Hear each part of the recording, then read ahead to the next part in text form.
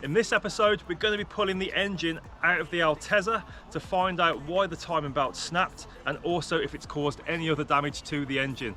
So we're going to jump straight into the unit and get this engine taken out of the car. I know that I gotta stay away from all your games, yeah. I know that I found somebody else to love me one day, yeah. You'll realize the grass ain't greener on the other side, no.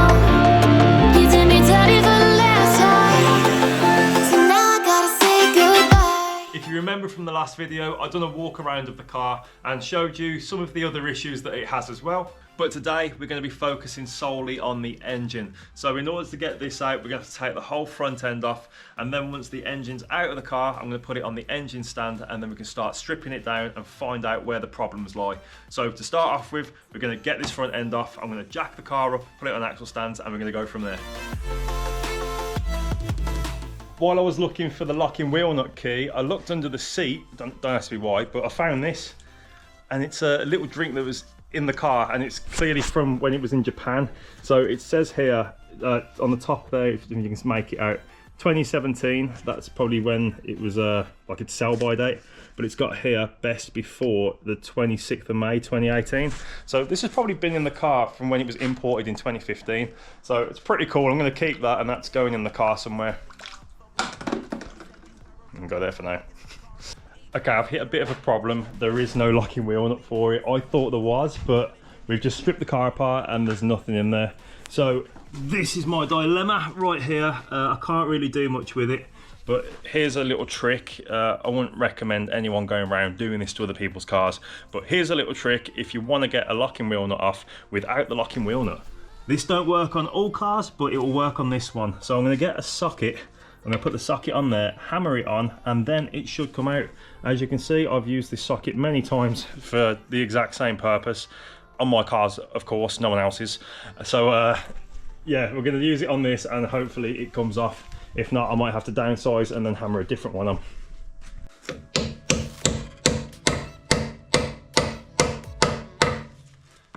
The difficult part is getting it back off, but that seems well seated now. I'm going to get my impact gun on that and hopefully it should rip it straight off. There we go. And just like that, my knowledge has come in handy. Okay, both the wheels have been taken off now. I've done that because it gives me more access into the wheel arch, so I can take out all of these little screws and all of this as well. Also, I've noticed in here, some of these are a bit corroded. So some of these arms, if you can probably see in there, that one's looking rather ripe. So I'm going to replace that at some point. Probably most of the suspension components are going to be replaced anyway, because I want it looking nice and fresh. So now, anyway, we can carry on with this and start taking the front end off. I'm probably going to start with the headlights and the bumper, and then we're going to go from there. Let's do it.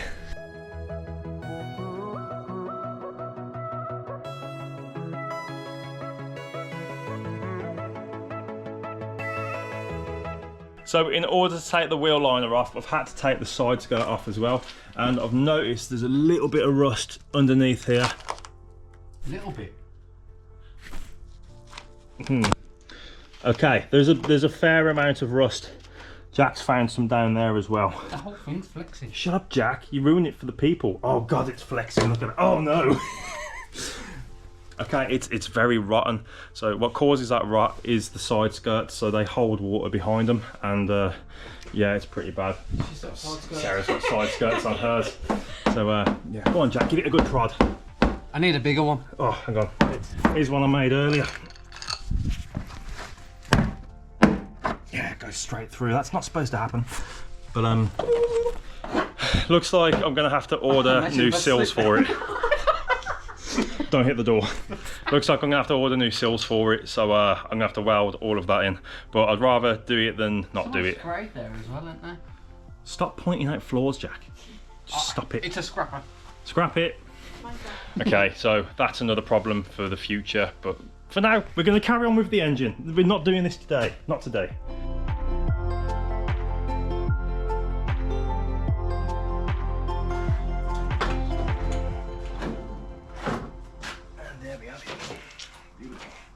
So now we've took the front bumper off, we're going to carry on taking the rest of it off. The light is starting to fade, so I'm probably not going to be here much longer, and I'll probably carry it on another day. But for now, I'm going to take off as much as I can.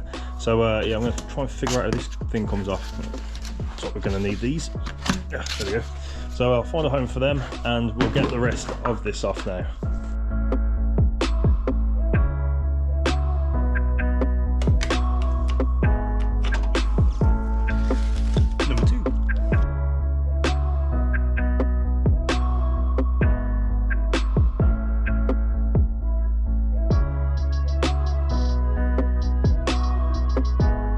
Okay, I'm at a stage now where I'm ready to bleed the radiator. So I've got my little bucket here, and luckily enough, the Jap cars, all the old ones anyway, came with little like bleed valves here. I know a lot of cars don't come with them, even some new cars don't come with them. I don't know why, but yeah, Jap cars have them fortunately. So yeah, all we have to do to bleed it is twist this the other way. I'm not strong enough to do it, I'm gonna get some pliers, and then we'll bleed it straight into there. And we're also going to crack the top of the radiator. Actually, I'll show you why we're going to do that. And but first, I'm going to crack that open, and we're going to let it trickle out, and I'll show you from there what I'm going to do with that. I've just cracked it off and literally twist the back of it, and look at that, it all bleeds out nicely. So to help this flow a little bit better, I'm just going to crack the top of that. That should relieve the pressure a bit better. So it's going to get rid of any air that's in the system that's trying to escape out of there, because naturally an air bubble wants to go upwards. So if you crack the top of it like that, this will keep flowing nicely now. And looking at that, the coolant's very clean. So whoever had the car looked after it. I think it's just the owner who I brought it off didn't look after it, because otherwise you would have just fixed the engine, but you didn't. But it is what it is. It's my car now, and it's my problem. So I'm gonna wait for that to bleed and drain off, and then I'm gonna carry on with the rest of it. Okay, the radiator is now fully drained off, which means I should be able to lift it out. I've disconnected all of the pipes behind it and the wiring, and it should just lift out quite nicely. Do you know what? That's a first on this channel. Usually something is always attached and something snaps, but no, that's come out quite nice. So yeah, I can start working on the AC rad, but I'm gonna leave that for tomorrow, and I'll catch you in the morning. Okay, it's the morning after now, so let's carry on stripping. In a professional way, of course. I'm humbling, keep mumbling, I'll keep doubling, you keep bluffing, you've got nothing. I've got this far with it already, but I've stopped because I've noticed something on this bonnet. It says Canto Auto Works. I had no idea what that means. I was thinking it's an aftermarket company that deals with different body parts for cars, but it turns out Canto Auto Works were the company that built this car. So I've just done a little bit of research on it, and it's pretty cool knowing that they worked on it and they've actually built everything. But yeah, that's just a fun little fact for you guys in case you didn't know who Canto Auto Works were, like I didn't. Anyway, we're gonna carry on. Know what work is. I've seen a lot of people who don't know what thirst is. I've had a taste of evil and tried to cure the sickness, but I just keep my head down and focus on the facts. I'm setting down gravel while you just follow the path. I'll lead them into... Alright then, so most of the stuff that's in the engine bay that's going to be in the way is now taken out. I just need to take off this wiring kit. So this is basically if you've got any dodgy earths on the car. This kit basically earths the engine and all of the other electrical components to the shell of the car. So I'm going to take this off, and then I'm going to start disconnecting some of the pipe work as well. Then going forward from there, I'm going to be disconnecting the gearbox, but in order to do that, I've got to take up the prop shaft, I've got to take up the exhaust and any other mounts that are underneath. And then hopefully we can start taking the engine out itself then, once the engine mount's disconnected. So I'm going to start with taking this earthing kit off, and then we're going to go forward with the pipe work. So yeah, let's jump into it. We're getting somewhere now. Okay, pretty much everything in the engine bay is disconnected now. So I've gone underneath the car and I've already took off the gearbox mount. I'm in the process now of taking off the prop shaft. So you're going to join me under there in a few seconds, and yeah, we're going to try and get this off. I've disconnected the gear knob as well from the inside. There's 4 screws literally underneath the gear knob gaiter. So hopefully it should all come loose now. There might be a little circlip underneath that I have to take off, but we're going to jump underneath and we're going to try and figure this out. Okay, let's scoot underneath. Okay, let's have a look what we've got. God, a bit close. Okay, I've already put a 14mm on there just so I know what it is. The exhaust itself, it is a full, it is a full aftermarket exhaust system. If you look here, sorry, it's called a Jasma. I don't know what a Jasma is, but this is a Jasma. I know the back box is a Powerflow back box, so it's a bit of a mix match exhaust. Don't know how it's going to sound, but I'm probably going to keep this because it looks pretty cool. I'm just going to disconnect the whole exhaust system now so I can get access to the prop shaft, which is this thing back here. Rust has just gone in my eye. Nice. I'm going to disconnect the whole exhaust system now and disconnect the prop from the diff, and then hopefully it should all come out once the centre prop bearing's off as well. So yeah, I'm squinting because the rust is in my eye. So yeah, I'm going to carry on with this and also get the rust out of my eyes. Oh, it's bad.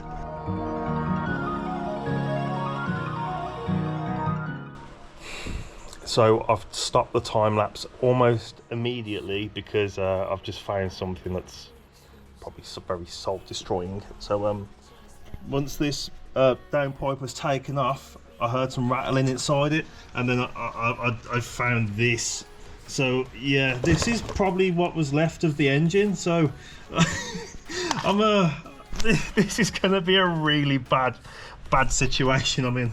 But yeah, there's bits of everything in there. So that's all engine components. So the inside of the engine is more than likely scrap. I'm guessing cranks gone, guessing pistons, everything. I reckon it's a scrap engine completely.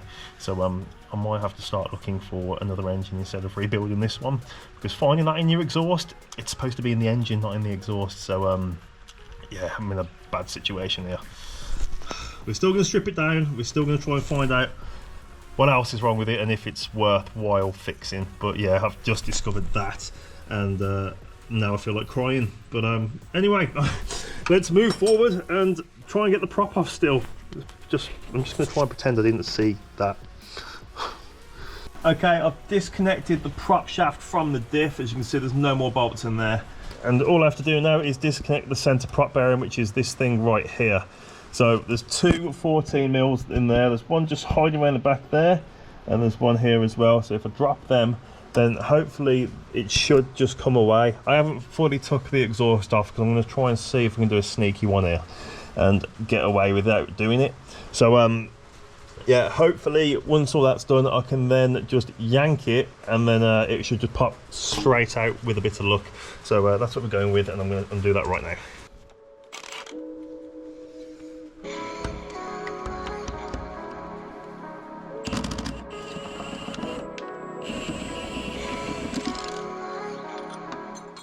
Okay, and that is the prop shaft disconnected. So I've still oh no, oh things are happening. Oh no, things are going wrong very quickly. Oh no, here we go. Oh yeah, I've buggered it up, guys. That's oil coming out. So yes, I've buggered it up. I've got to try and fix this very quickly because it's getting quite bad. No, it's not Niagara Falls.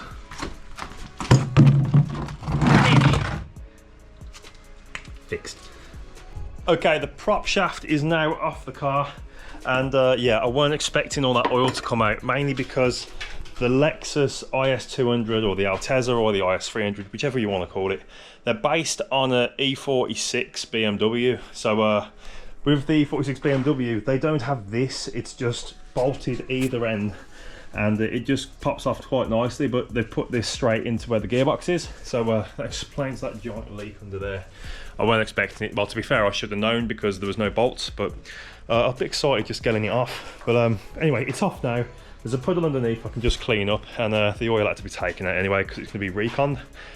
I couldn't find out why the gear lever is off on a slant though. I couldn't figure that out because there's nothing under there that looks wrong. So maybe it's something to do with the gearbox itself. I'm hoping it's not, but again, I can't test it until it's in the car and working. So it's something I'm just gonna have to go with. So for now anyway, I'm gonna have to try and disconnect the gear lever itself because it's just poking up right here. So once that's completely taken out, I can then take the engine mounts off, and then we can pull the engine straight out with the engine crane.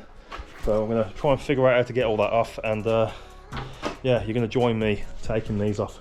Okay, everything underneath the car is disconnected now, but just to make my life that little bit easier, I'm going to take the suspension off as well. So all of this here is going to be taken off. The subframe, the steering rack, everything is being disconnected, because obviously at some point I'm going to have to take all this off anyway to send it off to be powder coated.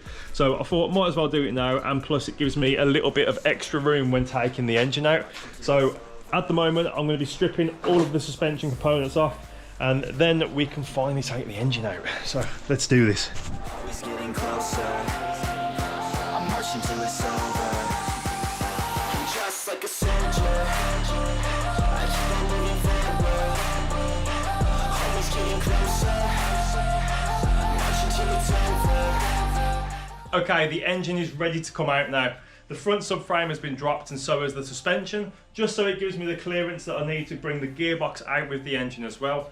Also, this piece here, I haven't taken it out because it's spot welded in place, so hopefully the engine should clear that with ease. So we're going to jump straight into it now and drag this engine out, and hopefully everything goes to plan. So when you're taking an engine out, never just assume that everything is disconnected, because I've just assumed that, and there's an AC pipe just down here that's connected. I have disconnected the pipe, but it's bolted to the chassis leg of the car, so even though it's undone, it's still attached. So I'm just going to undo that right now, and hopefully it should free up.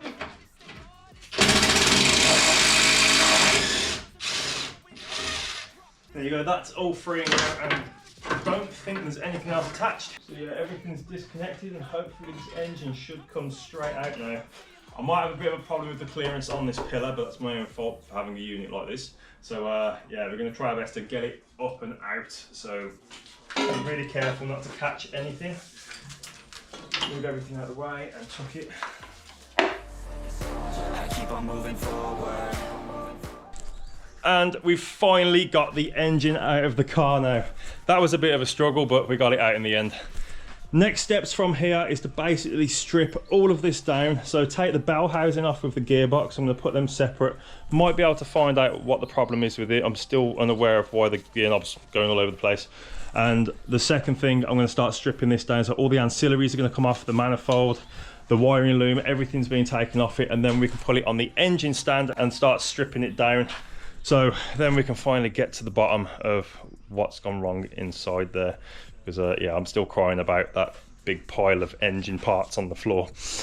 Okay, I've just took the exhaust manifold off, and yes, cylinder 2 has left the chat. Look at this. Yeah, that's not looking good, is it? Also, I've noticed something else. So the previous owner told me that he basically just had a quick look at the engine, and I think he knew how bad this engine was. That's why he sold it me. But if you look here, none of the bolts are in the top, and this is loose. When I say it's loose, I mean it is loose. It's just I've got little bitch hands and I can't do this. But yeah, that's loose. So he's already had this off and had a look at it. He's probably looked at it for, nope, not today. And yeah, so now it's my problem. So yeah, I'm going to start pulling everything off this now anyway, and then we can try and find out what it is. That's going to get very heavy very quick.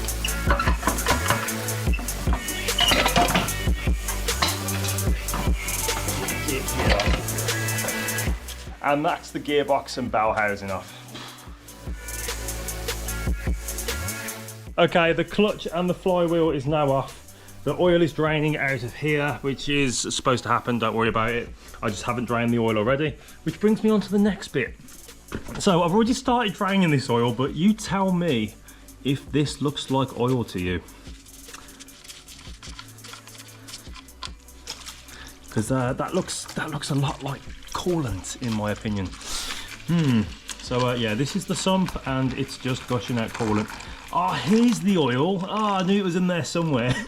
But yeah, that's not very good, is it? So something catastrophic has gone wrong in there. Also, I've just called up the... look at that. Look at the gunk. Also, I've just called up the previous owner who sold me this car, and he said that he hasn't checked inside the engine. He literally took the rocker cover off and then just give up. So yeah, this is going to be a complete mystery, this is, and the amount of stuff that was just inside there. Oh, there's bits of metal falling out, that's not good. Wait for the lumps. There's little bits of metal coming out of there, which could mean that there's more than just the head that's gone. I'm hoping the crank hasn't gone as well. Then it is just a scrap engine. I'm not even going to bother fixing it. It's just going to go in the bin and I'll buy another one. But hopefully we can save it. I mean, yeah, it's not the best, is it? Slowly losing the will to live here. But I'm just going to keep plodding on.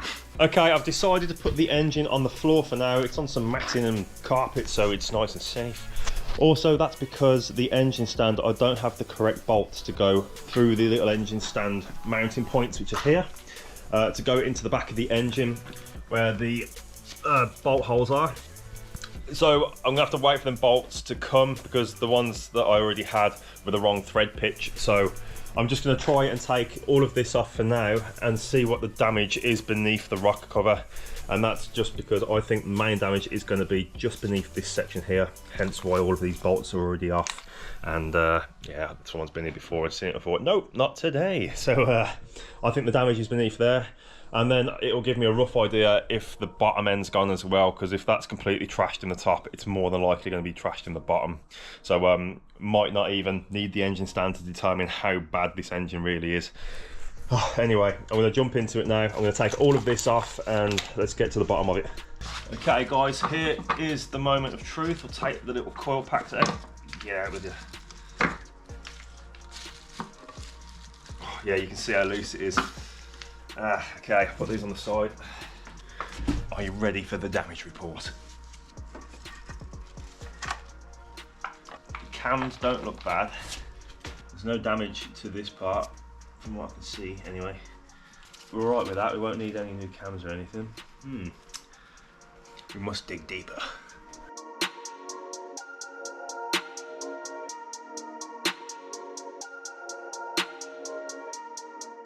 Okay, if you look very closely at my hand, you'll see a little piece of metal.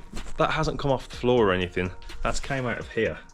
So if you look inside there, you can see how trashed everything really is. Like, it's every one of them is absolutely buggered. Oh, actually you can see right in the back of there, just about, it's started to rust and corrode inside. It's not a good sign. Same with in here, that's trashed, and these are bent in there as well. So yeah, that's a lot of damage that is, and we haven't even took it off properly to see what the other damage is. Anyway, let's keep digging into it, I guess. You could try to play, but you're never gonna beat me. Look the other way, what I'm doing ain't easy. Bloody hands stained from the people who deceive me. Muddy hands break through the chains, go free me. Looking for change, looking for pain, pulling them. And that's the engine loom off the engine. So as you can see now, it's quite bare and it's a lot easier to work with. So I've got a little shelf over there somewhere where I'm going to put all these parts.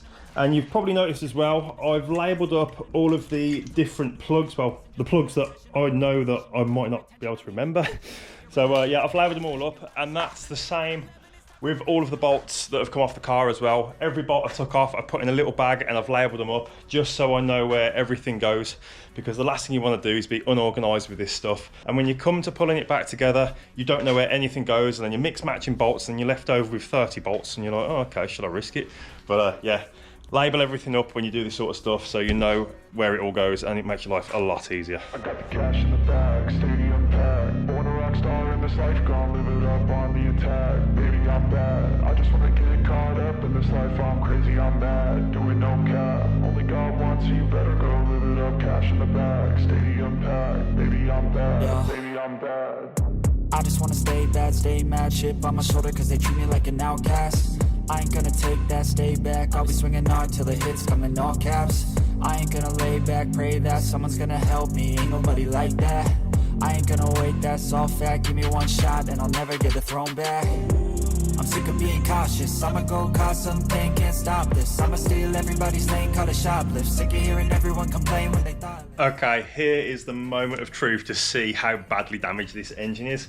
So I'm just gonna plonk you guys right there, and let's hope it's not as bad as I think it is.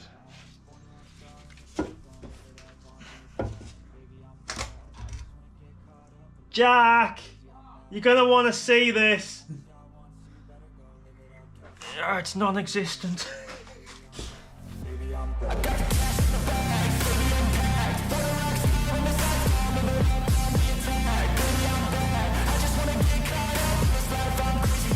Just gonna bring you guys in and show you the damage. Look at that little bugger. He's now found a home in that piston. In here, yes, a world of misery. As you can see, the cylinder block has shat itself. Inside here, we've got the same story, and here as well, but this one's loose, so I can flick him over there. But yeah, looking at that, I think that's a scrap engine. I'm not going to be able to repair that. So is that even cracked there? No. So yeah, I'm not going to be able to repair that. That is basically a new engine. I don't know if it's done any damage to the crank. It more than likely has, because you can see it down there. Yeah, it's definitely a scrap engine. So let's get on eBay and find another. Unfortunately, not all stories have happy endings, so I am going to have to end this video on a low. I was hoping that I'd take this all apart and it may be a few bent pistons and valves, but no, this is beyond repair really. The whole cylinder walls have completely gave way. So I will be looking for a new engine because this just isn't fixable, but you can join me next time when I'll be stripping down the suspension, both the front and rear, and I'll be refurbing those to make it look factory fresh again. But for now, I am going to have to love you and leave you. Thank you again so much for watching. Make sure you like and subscribe and leave a comment on what you think of this video, and I'll see you in the next one.